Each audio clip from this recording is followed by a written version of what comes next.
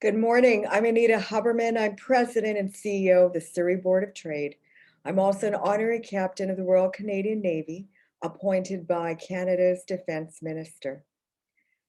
I'd like to acknowledge that we're on the traditional territory of our Coast Salish peoples, specifically the Kwantlen, Katzie, Coquitlam, Kaikut, Semiahmoo, and Tawasin First Nations.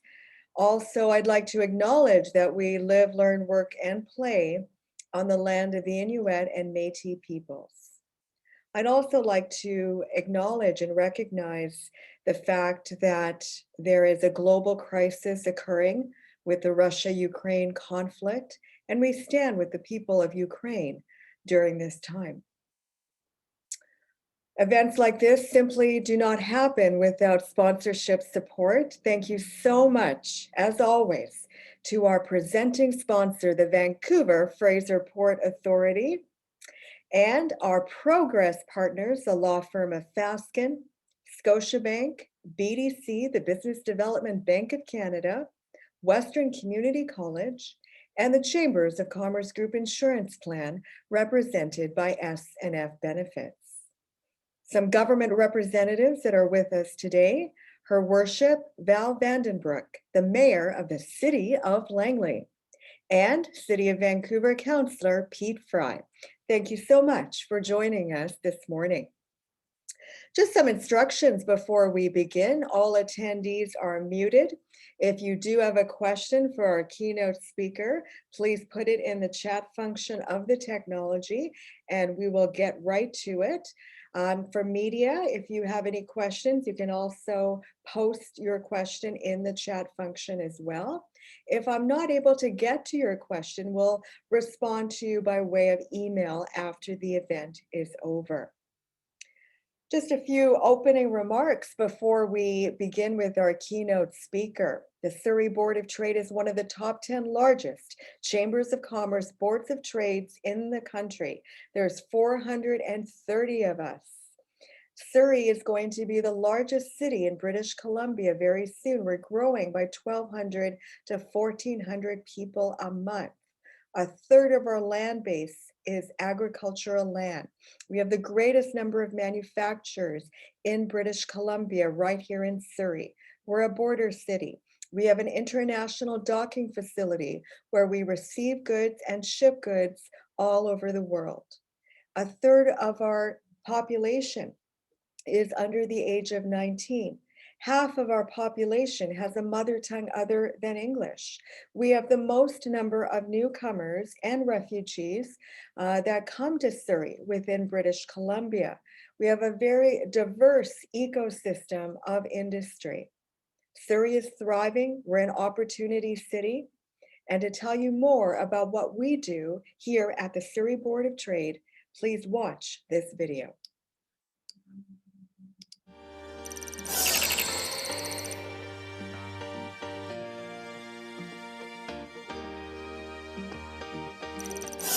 As one of the fastest growing cities in Canada, Surrey is an opportunity city.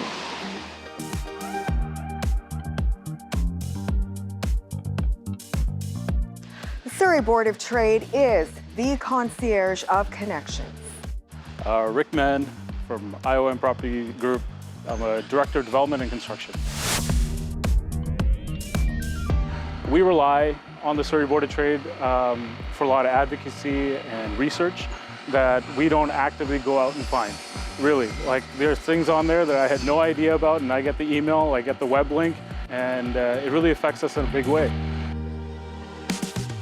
The Surrey Board of Trade is focused on making Surrey an opportunity city by instigating change at the different levels of government, offering a variety of business support services, international trade support services, and being the concierge of connections for the business community in Surrey. My name is Rowena Rosati. I'm the Vice President of Healthcare and Innovation here at the Health and Technology District by the Lark Group. We focus on a lot of health and technologies and how we can bring different technologies and innovative healthcare solutions into the hands of clinicians.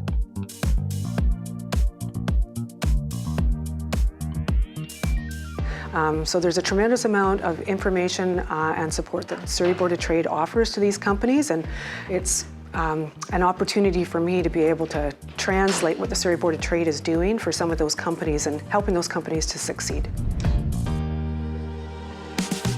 If it's in the agricultural sector or in the retail sector, if they're needing a government connection, if they have an issue related to government, we are there for them, and we have a proven track record of success to ensure that businesses are helped.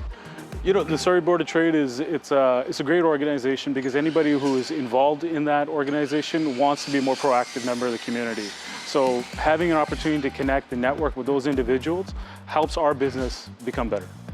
So the Surrey Board of Trade offers an immense amount of support for businesses at all levels, including entrepreneurs and startup businesses. There are resources that help a business that they wouldn't necessarily be able to afford to contract on their own, and it allows those to be accessible, sometimes free of cost. It also creates opportunities for networking.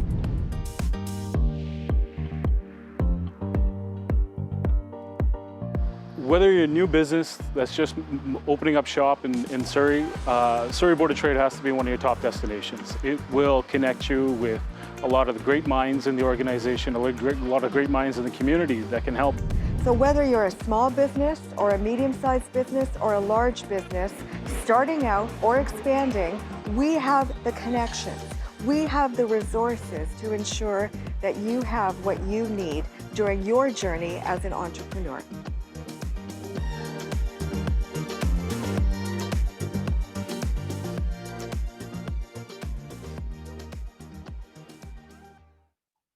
And one of the key aspects of the Surrey Board of Trade is to learn from our leaders nationally and internationally on ideas and perspectives on a variety of topics, issues, and city building assets. And that's why we put on the City Leadership Series, to hear from different mayors from around the world, to hear how they're doing in their cities, and to obtain ideas that could be translated into our city. And so I'm so pleased to first of all welcome our presenting sponsor. She is the External Relations Manager, Gateway Strategy for Vancouver Fraser Port Authority, Ms. Jocelyn Young. Jocelyn, over to you. Thank you, Anita, and thank you to the Surrey Board of Trade for hosting today's event. I always love hearing all the amazing things about Surrey in your introductory statements, Anita, because of course I live here, and of course the Port Authority is also a member of the Surrey Board of Trade. Before I begin, I'd like to acknowledge the Tsawwassen, Semiahmoo, Katzie, and Kwantlen peoples on whose ancestral lands I am speaking from today, and to extend my thanks to them. It's a real pleasure to be here this morning on behalf of the Vancouver Fraser Port Authority to welcome His Worship Amarjeet Sohi and to hear about his plans for the city of Edmonton. Before I introduce the mayor, I would like to take just 2 minutes of your time to tell you about the Port Authority. At the Vancouver Fraser Port Authority, we are the federal agency that facilitates trade through the Port of Vancouver, which is Canada's largest port. Our role is to ensure goods are moved safely, efficiently, and sustainably, which contributes greatly to a prosperous economy and healthy communities. The port is also critical to many more jobs and industries across Canada that depend on it for their importing and exporting needs so that they can build thriving businesses. These past 2 years have showcased the tremendous value that the Port of Vancouver delivers for Canadians and Canadian businesses. Through these challenging times, despite pandemic and weather-related impacts, Canada's trade through the Port of Vancouver continues to grow. To meet this need, for this growth, we're delivering with partners more than $1 billion in infrastructure projects, including much needed container terminal capacity at the port to address the increasing demand for containerized trade. These projects will increase port capacity, reduce impacts on communities, and create jobs, which in turn support the economy. The Port of Vancouver is one of, if not the most, diverse port in all of North America. The products going in and out of this busy hub are indicative of Canada's broad scope, and we're proud to support the businesses and the 115,000 jobs that are impacted by these activities every day. For audience members joining us from Edmonton, you may be interested in learning that in 2020, the port handled 36 billion in Alberta's trade, from household goods and construction material to bulk products such as grain and sulfur. We know that businesses across Canada, and of course right here in Surrey, rely on efficient trade through the Port of Vancouver to move goods to and from international markets in containers. This is why we are working to ensure there is a strong supply chain available for you. So that's a snapshot of the economic impacts of the Port of Vancouver for Canadians. And with that, I would like to introduce our keynote speaker. Our speaker today was sworn in as the 36th Mayor of Edmonton in October 2021. Before becoming mayor, he was elected as a Member of Parliament for Edmonton Mill Woods in 2015 and appointed as Minister of Infrastructure and Communities. And in fact, during that time was also invited to speak here in BC to government officials from across the province, as well as with the Surrey Board of Trade audience. I recall listening in and thoroughly enjoying his remarks, so I'm very pleased to welcome him here today. In 2018, he was named the Minister of Natural Resources and worked to ensure the Trans Mountain Pipeline could move forward in the right way, and advocated for the cleanup of abandoned wells to create thousands of jobs across the province, all while supporting the expansion of solar and other green energy projects in Alberta. Ladies and gentlemen, please help me welcome His Worship, Amarjeet Sohi.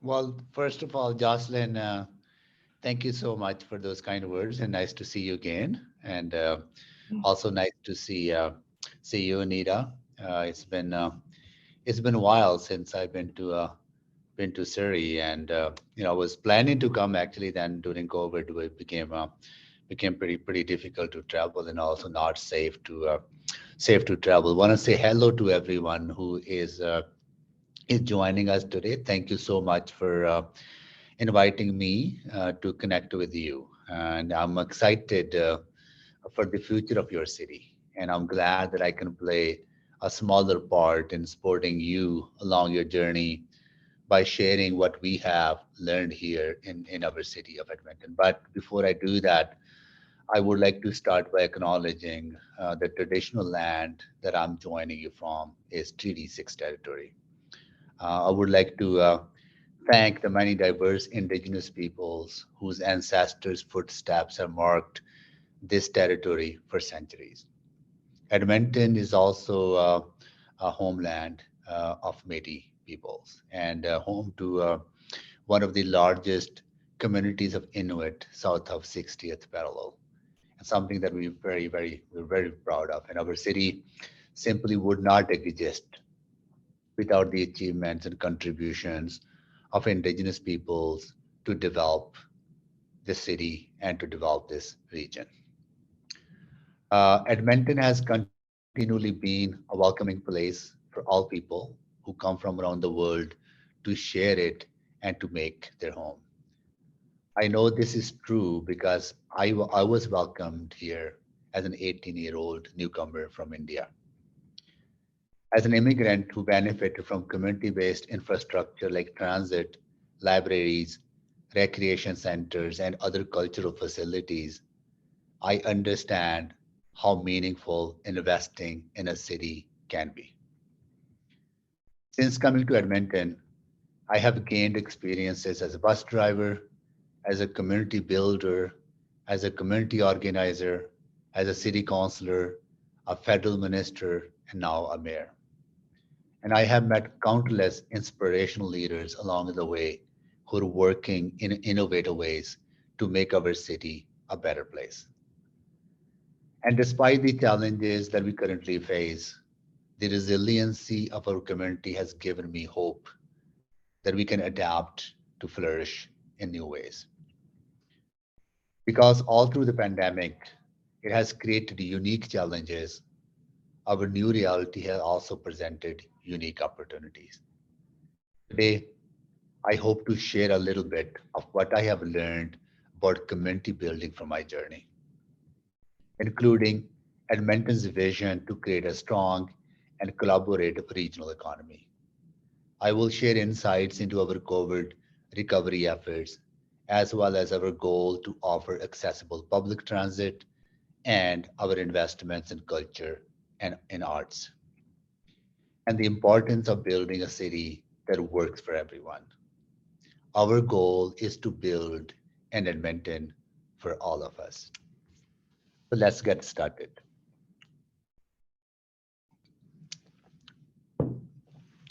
The first lesson I want to share today with you is how critical collaboration is in advancing cities' growth, specifically its economic development. We all know that our cities don't exist as isolated planets. And when one city does well, others often see the positive ripple effects. Although collaboration is a common buzzword, it can be hard to figure out tangible ways to break out of the silos and to create paths to truly connect and work together.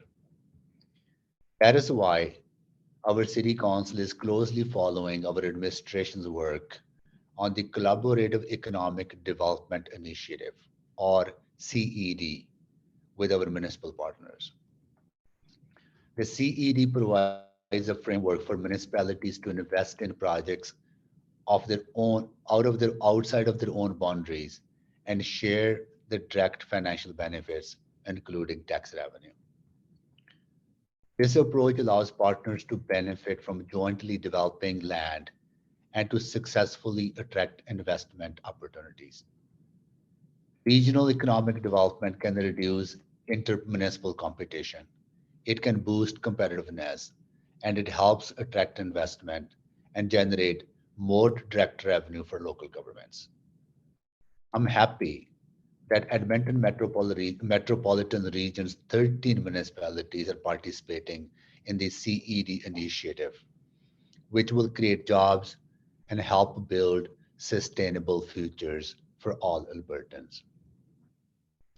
An example of how our region cities are working together is our coordinated support for a low carbon hydrogen economy. Due to our efforts, companies working to advance next generation hydrogen production technologies are now looking to scale their technologies in the Edmonton region, where they can work closely with industry partners. Multiple milestones have already come out of creating this collaborative hub. This includes the first commercial scale net zero hydrogen production facility being constructed by Air Products, the world's largest hydrogen producer. Our city and the county of Strathcona, which is our neighboring county, will be piloting 2 hydrogen fuel cell buses, and the Alberta Zero Emission Truck Electrification Collaboration will be piloting 2 heavy fuel hydrogen fuel cell trucks, all of which will be traveling to multiple cities within our region. Additionally, ATCO Gas is piloting a project in the city of Fort Saskatchewan, which is another neighboring city of ours, which will see several hundred houses use a blend of small amounts of hydrogen with natural gas for home heating and appliances. And the University of Alberta and our Northern Alberta Institute of Technology are collaborating under the Future Energy Systems program on a range of hydrogen production and use technologies. These joint efforts are going a long way to support the prosperity and sustainability of not just our city, but our entire capital region. Next, I want to talk about our downtown revitalization. I want to talk about it because I firmly believe that downtowns are the hearts of our cities. They are the places where commerce, diversity, and creativity flourish, and they attract and retain new talent and investments. Without a strong center, without a strong downtown, it is much harder for a city to foster stronger social connections and employment opportunities. So since 2015, more than 4.4 billion was invested in the downtown development, and Edmonton has experienced an unprecedented transformation. Since then, Edmonton's Ice District transformed downtown with the completion of the Rogers Place, our hockey arena, the Royal Alberta Museum, expansions to McCune University and Northwest College, hotels, residential condos, and even new green spaces. These investments also include connecting our downtown from all parts of the city with LRT and with public transit.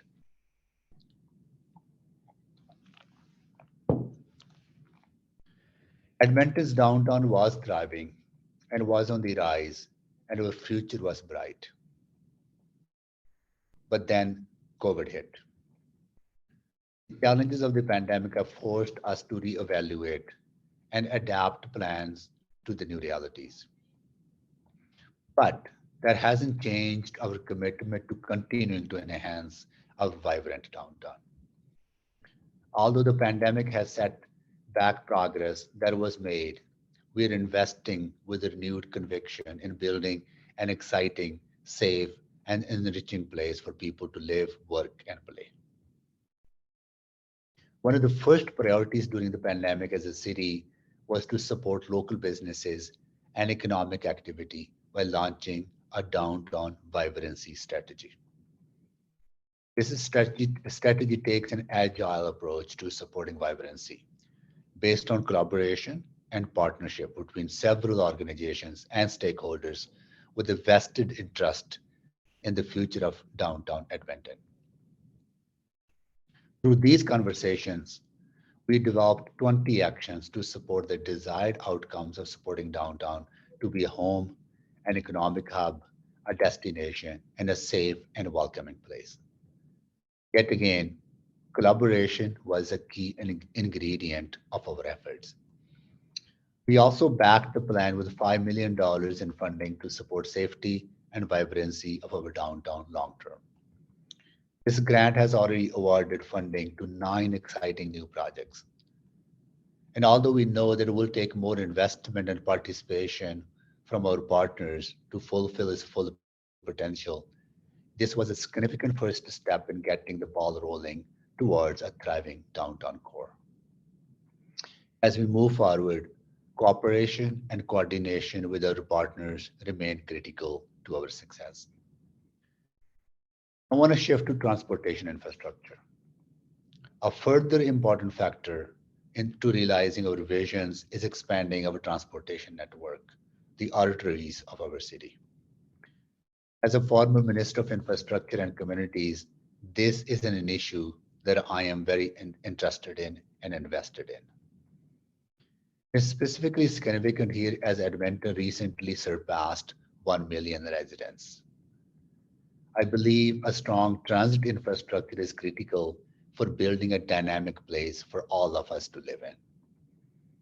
To strengthen this system, we need to treat our public services like investments, not only in the quality of life, but in social mobility, in inclusion and economic growth, because that's exactly what they help us do.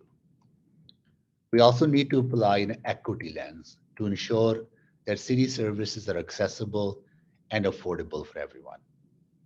And we need to recognize that seniors, women, and racialized community members experience services like transit in different ways. Safety and accessibility should be top of mind to ensure all residents can equally participate.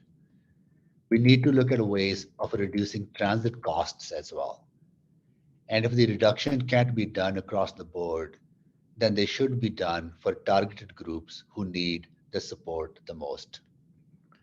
Here in Edmonton, we have 2 LRT expansion projects currently under construction. This includes the Valley Line Southeast, which is very close to operational. I'm particularly proud of this accomplishment because I advocated for this project approval as a city councillor almost 10 years ago.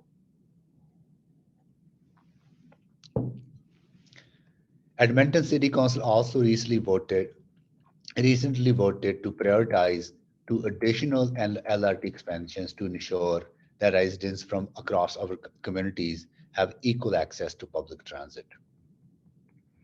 As well, our city recently implemented a bus network redesign to make it more frequent, more direct, and more connected as we work towards becoming a city of 2 million people over the next few decades.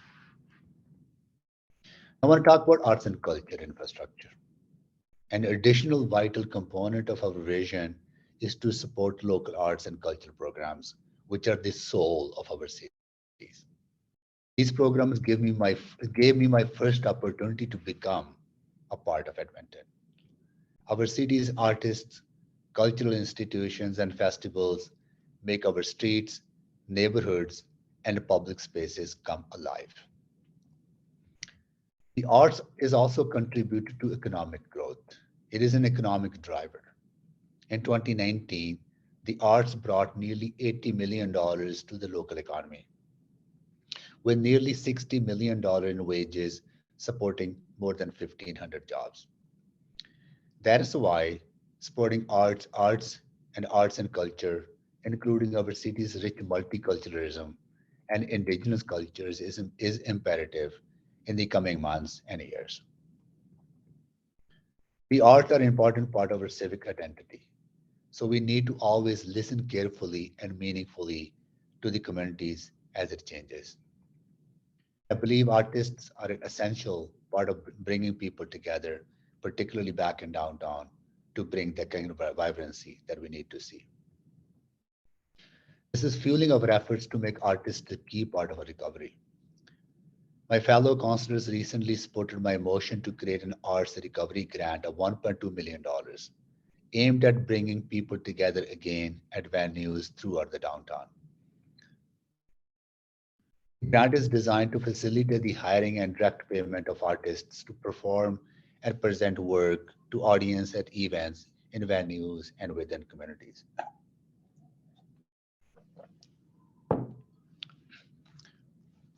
With more people struggling with, I also want to shift a bit onto the social issues, because with more people struggling with isolation than ever before, I hope to accelerate the construction of long-awaited Warehouse District Park in the downtown.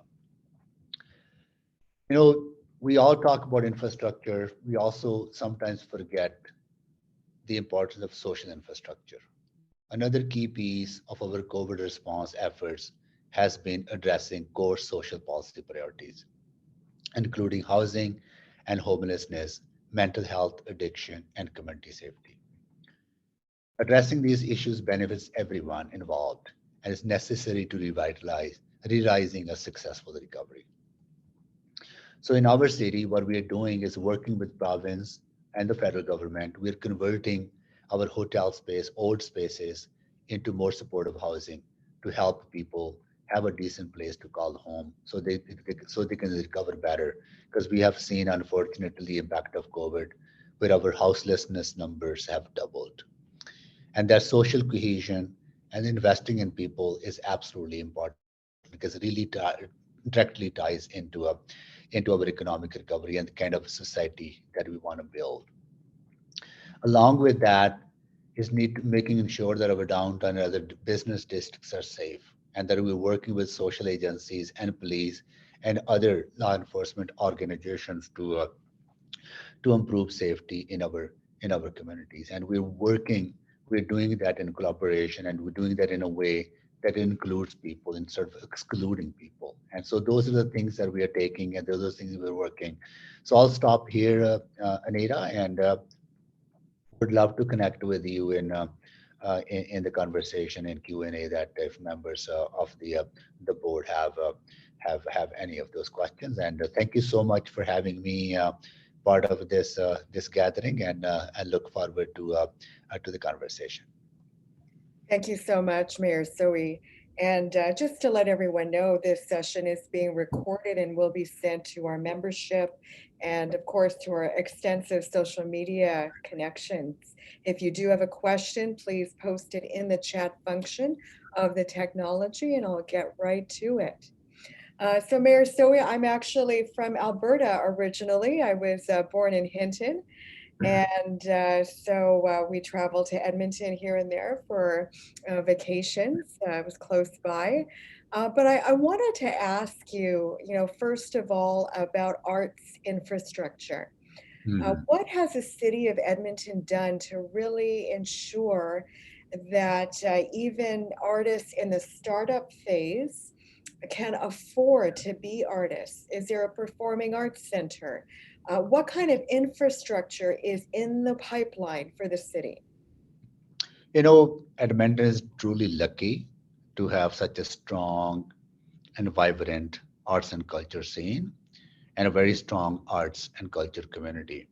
And we have a large number of amenities here in the city, spread out throughout the city, not just in the downtown core. For example, we have the Jubilee Auditorium, which is 2,500 people capacity to hold big events like ballets and others. We have theaters in downtown. Citadel Theater has number of um, venues from small to medium size to large size. We have Windspear Center right across from Citadel Theater, right across from City Hall that can hold, I think, 2,000 people.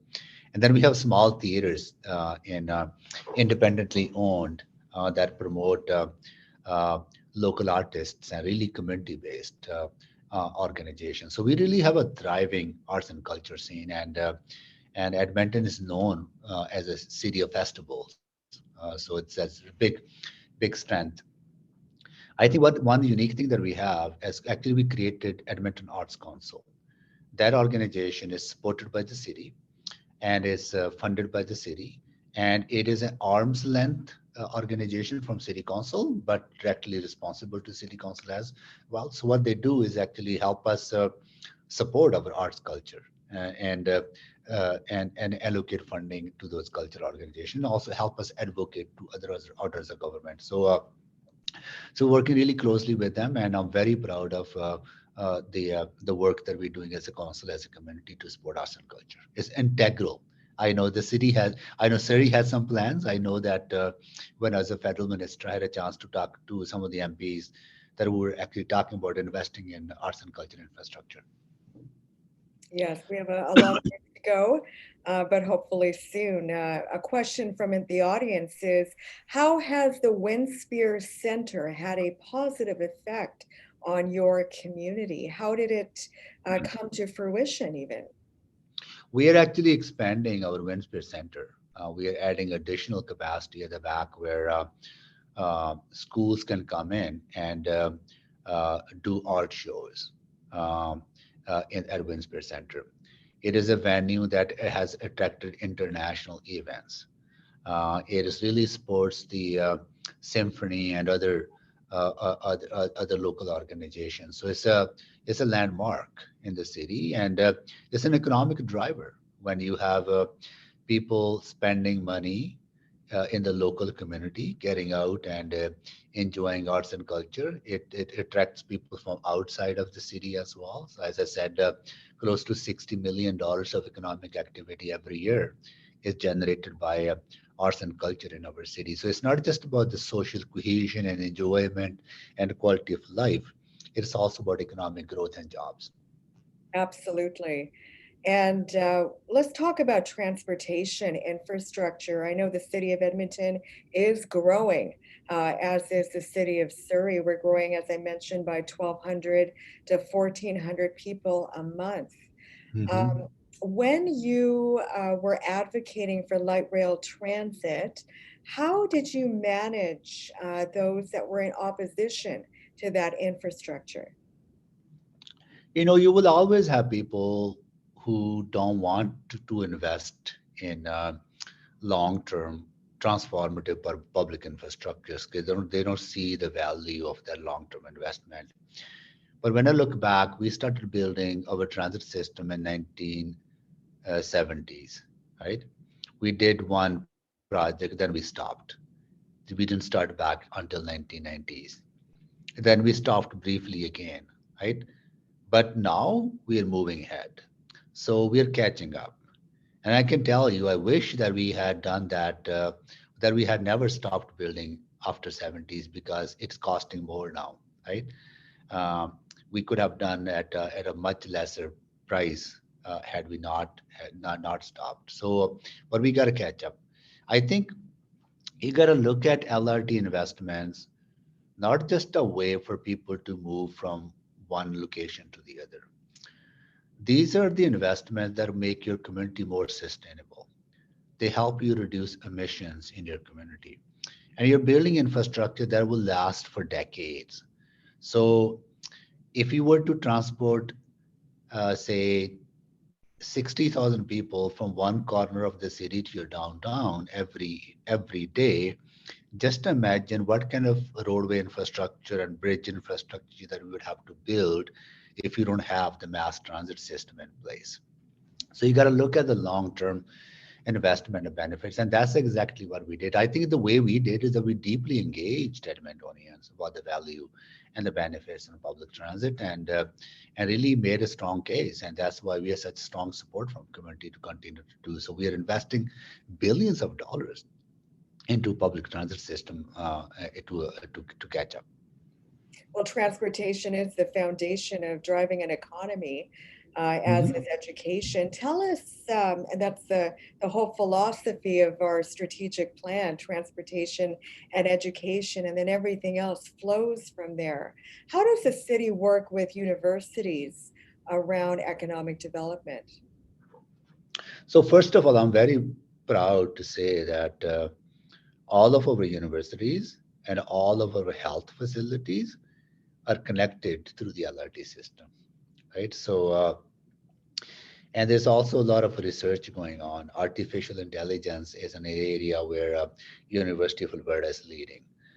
We have a great potential in pharmaceutical. There are projects that are being considered now that I think could unlock a lot of investment and economic potential for our city. And University of Alberta, the Northern Institute of Technology, NAIT, and our Northwest College, which helps newcomers upgrade their skills as well as engage with Indigenous communities. Then McCune University in the downtown. So we're a hub. Edmonton is a hub for education for entire Northern Alberta and Central Alberta. We also hub for healthcare for those the regions, right? So I think these are the things that really give us economic advantage by having a well-educated young population living here in our city.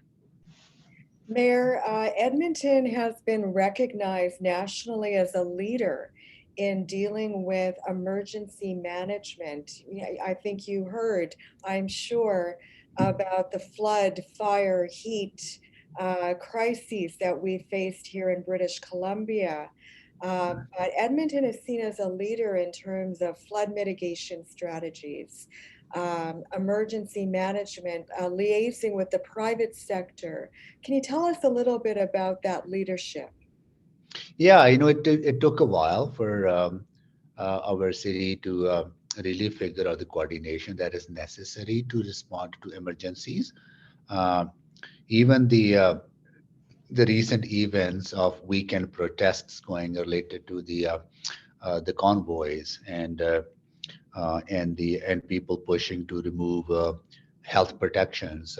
We have seen demonstrations happening pretty much every weekend in our city, and our emergency management group handled them by coordinating.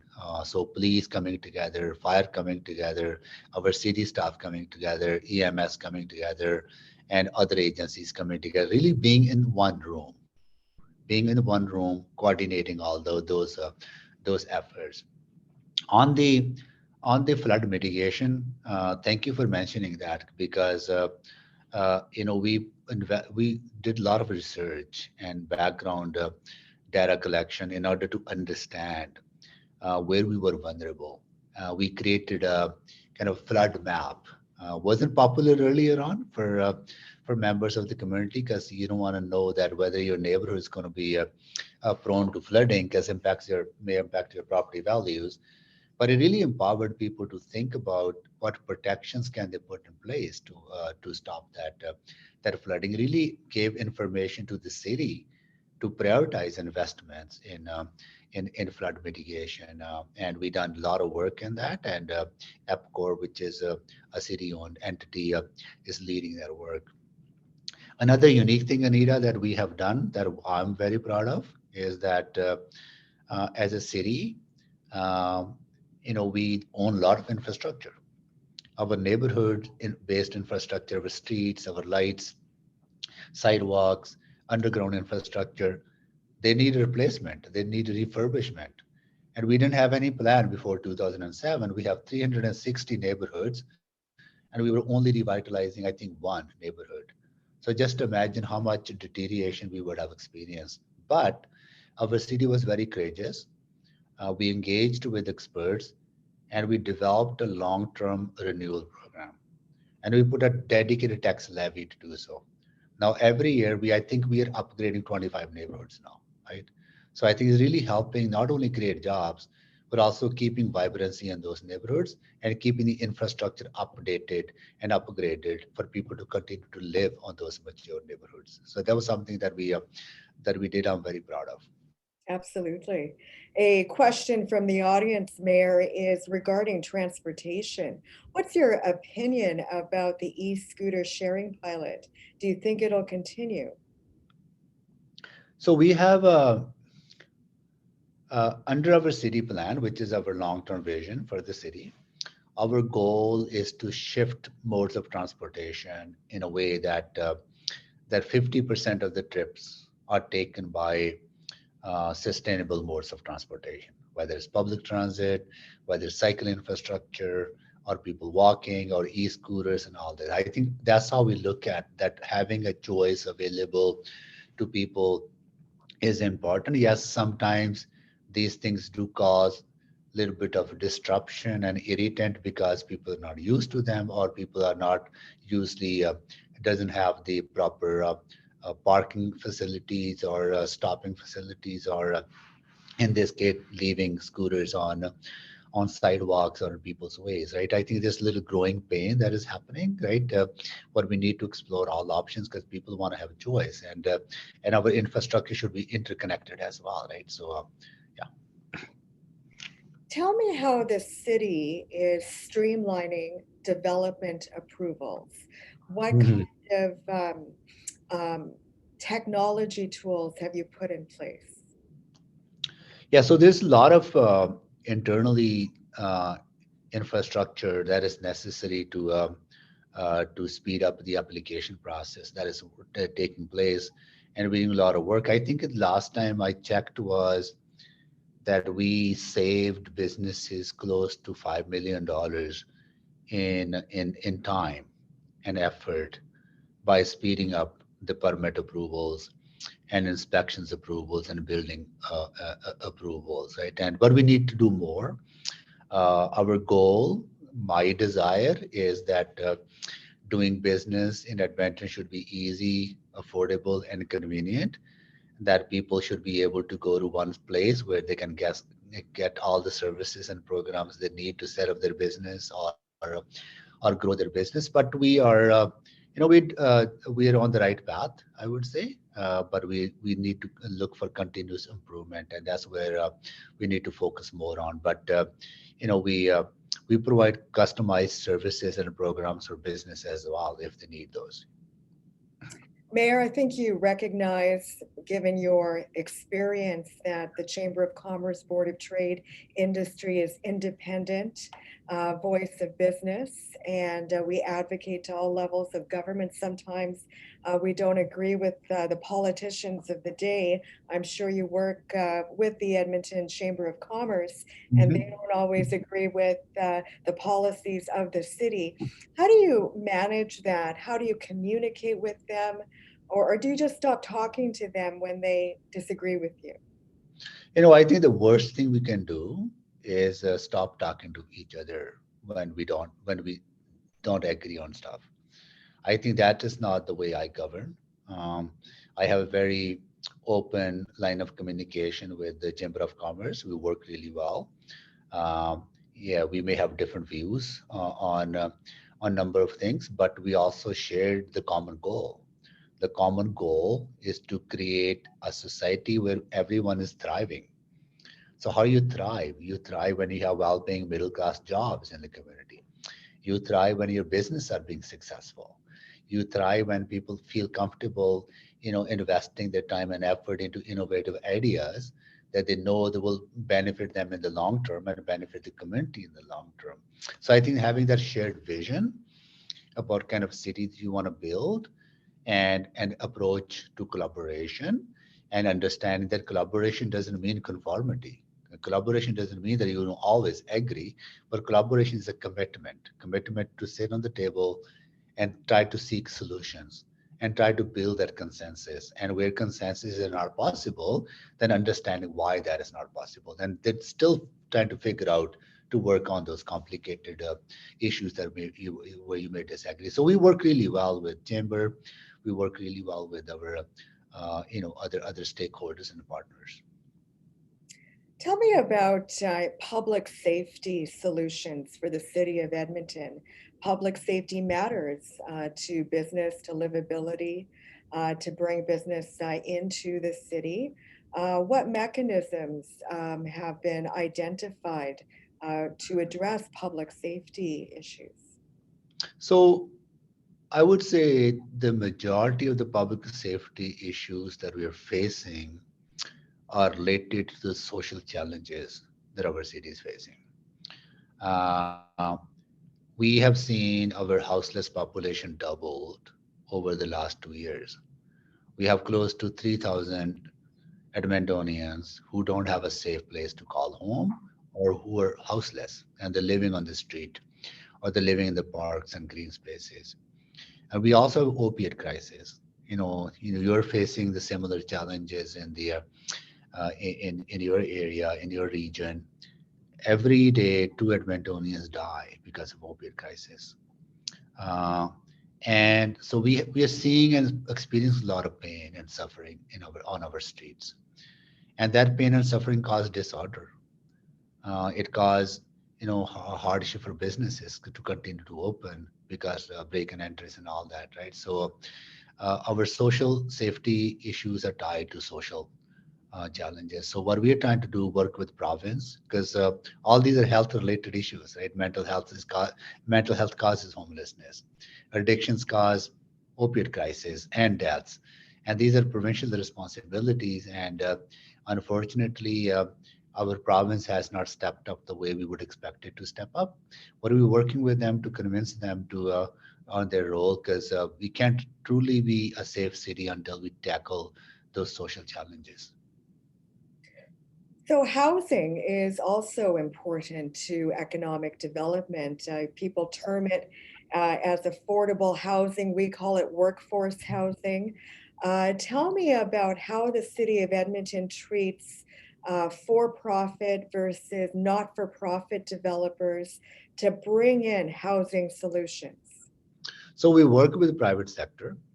We we work with the federal agency as well, and we have a target of creating 2,500 affordable housing units by the. It was a 5-year target, which is coming to end by 2020, end of 2022. I think we're at close to 2,100 out of that 2,500 target. So we are coming close to that. We also had a target of building 900 supportive housing units to house houseless population.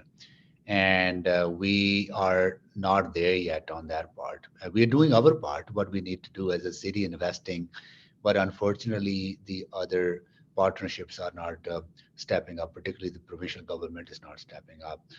But we do work very well with private sector and non-profit sector to provide affordable housing. But there's still a lot of gap in that, right? And I'm hoping that the federal budget will have more support for housing when they're introduced that in March. My final question to you is, I know you know Surrey. You can fit the cities of Vancouver, Richmond, Burnaby into our geographic limits, but the geography of Edmonton is even larger. How Mm-hmm. do you, as mayor, unify that city? There's different neighborhoods, different pockets, but you're one Edmonton. And Yeah. here, we're promoting one Surrey. What's your strategy around that? So there's a number of things we're doing to increase density and to make sure that all neighborhoods are becoming more dense. Um, So our target is, our infill target is 50%. All the new growth that will see in the city, 50% of that must happen within existing neighborhoods, right? So I think that really brings people into the core neighborhoods, brings young families into the core neighborhood. I think our transportation network also provides that connection as well. Right? If you have your downtown connected from all parts of the city, people can come downtown and they feel belong and they feel connection to that downtown core. I think that helps. And also, I think I would say uh, all the local amenities that we have, we also focusing on building 15-minute communities. So communities within communities, right? Within small communities within larger community that provide more cohesiveness and local amenities in the local area. But just one more piece to that is, how do you unify Edmontonians as ensuring that they understand they're one city instead of just promoting one neighborhood? I hmm, I would say there's a lot of things that are going on at a citywide level that people feel connected to. At the same time, um, for example, take the example of recreational facilities, right? We are. So I'm going to sneeze. There you go. Uh, I think it was 10 years ago, we put together our recreational master plan, which meant that we're going to build facilities in every corner of the city, right? So that help you unify your community. When your community sees that your city council is developing strategies that are going to benefit all parts of the city, right? Not just one part of the city. Then they start seeing that cohesiveness, that they'll get their share of recreation center. Or when you're planning your library, for example, then the whole community can see the whole plan. They know that a library will be built in every neighborhood or every quadrant of the city. I think that gives you the sense of that big picture and give you the sense of belonging that your organization, your city council is looking after the entire community at large. And it's about building pride as well. Yes, Making, building right, absolutely. Yeah. yeah. Any final words, Mayor? No, thank you so much. I would love to come visit you, Surrey. Again, I love your city. I have a lot of friends there, and have fond memories of visiting. And once things open up, would love to come and say hi. It would be our pleasure to welcome you. And everyone, thank you so much for joining us. Thank you to our presenting sponsor, the Vancouver Fraser Port Authority. And thank you, Amarjeet Sohi, Mayor of Edmonton, for sharing everything that you're doing in your great city of Edmonton. Thank you so much. Thank you. Make it a great business day, everyone.